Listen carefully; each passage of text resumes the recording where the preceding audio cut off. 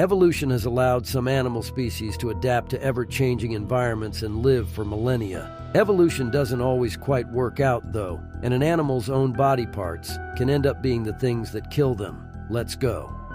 20. Blue whale tongue.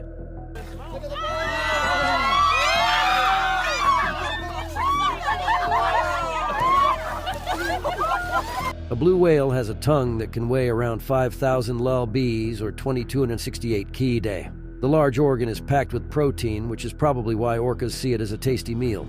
Yes, that's right. Orcas, or killer whales as they're also known, have been witnessed hunting down blue whales and feasting on them. Although they often don't stop at just the tongue, it is one of the easiest parts for an orca to get to while the blue whale is under attack.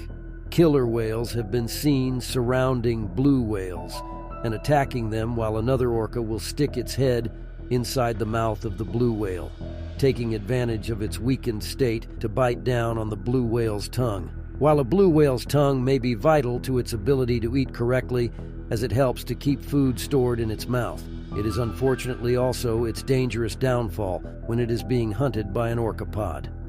19. Honeybee stinger.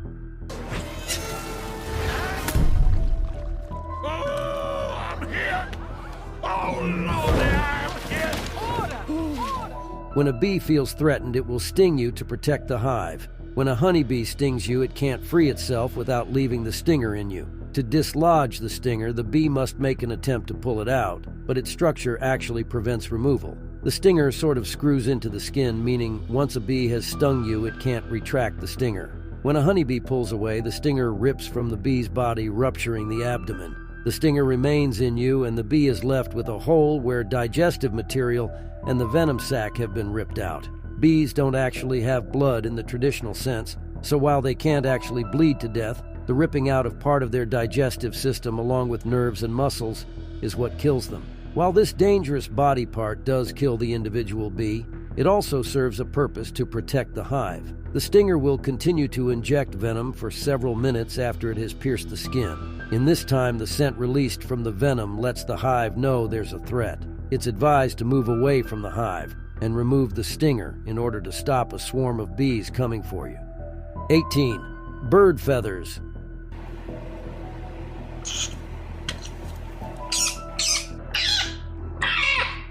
Well, that was a lot easier than I thought.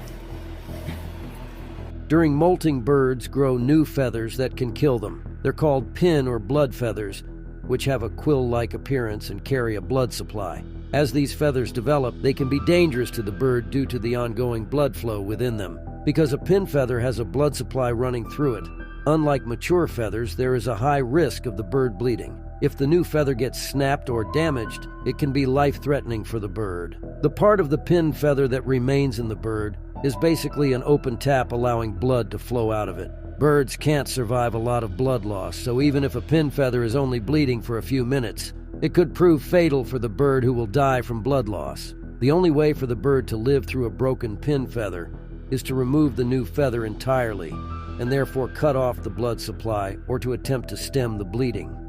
17. Sloth stomachs. Surprisingly, sloths can starve to death despite appearing to have full stomachs.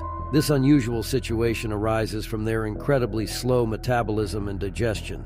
Sloths, known for their leisurely pace, primarily feed on tough leaves and possess a large, complex stomach to aid in digestion. Because they don't use much energy, even though they eat just about 2.5 ounces or 73.5 hours of leaves daily, they can face the risk of starvation. A sloth's digestive system doesn't allow them to absorb nutrients from the leaves.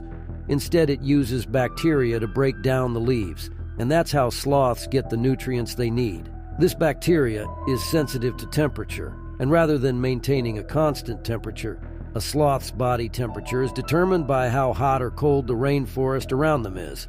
Although this is designed to help them save energy, it can actually kill them. If a sloth gets too cold, the bacteria will die, which means the food in their stomachs will be left undigested. Even if a sloth warms back up, the bacteria is already dead, which means the sloth could starve to death, even with a stomach full of leaves.